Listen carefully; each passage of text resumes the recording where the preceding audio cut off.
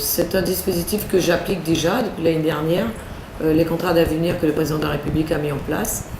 J'avoue que j'en suis très gourmande parce que quand ils viennent me voir à 6 h du matin, je ne peux pas leur offrir un emploi. Et chaque fois, je leur dis, la mairie, ce n'est pas le Pôle emploi, ce n'est pas là que vous allez trouver du travail.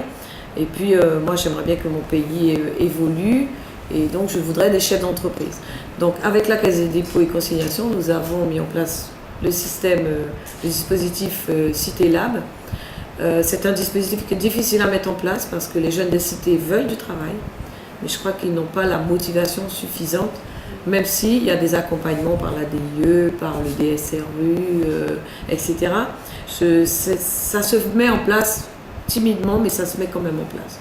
J'ai parlé tout à l'heure, j'ai évoqué la maison des initiatives locales, parce qu'il y a des jeunes qui viennent, mais c'est vrai que manque de fonds de roulement, etc., ça les bloque un peu, mais je les encourage, parce qu'on n'a rien sans peine, il faut se sacrifier. Et puis les contrats d'avenir, oui, j'ai recruté de nombreux jeunes qui pouvaient bénéficier de ce dispositif. Et puis moi, j'encourage les jeunes à passer des concours, parce qu'en ma qualité de président du centre de gestion de la Guyane, il y en a par contre qui ont des niveaux et qui ne trouvent pas d'emploi. Et moi, je les incite, je les encourage à passer des concours de catégorie B, voire A, pour pouvoir justement être recrutés dans les différentes collectivités communales ou les collectivités majeures.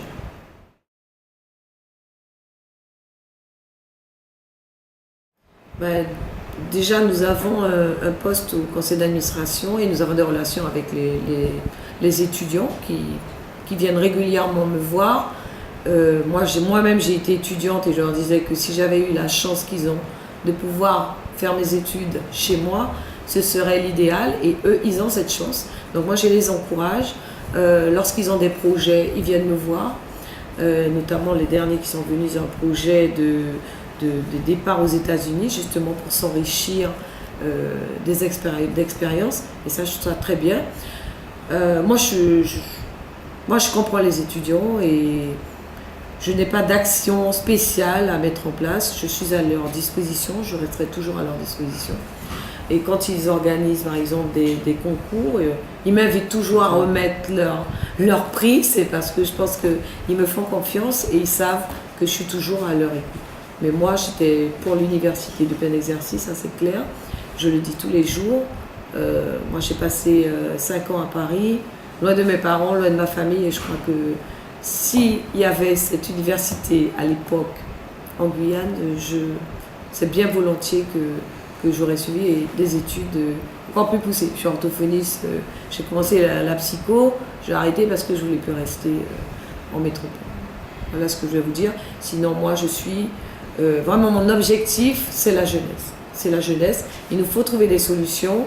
Je mets en place des actions comme les arrêtés anti-alcool. C'est bien pour ça parce que moi, je vois bien que notre jeunesse tend à trouver... Pour eux, c'est une solution facile, mais comme je leur dis, c'est une solution temporaire. Parce que quand on boit de l'alcool, oui, on oublie ses problèmes, mais on n'avance pas pour autant.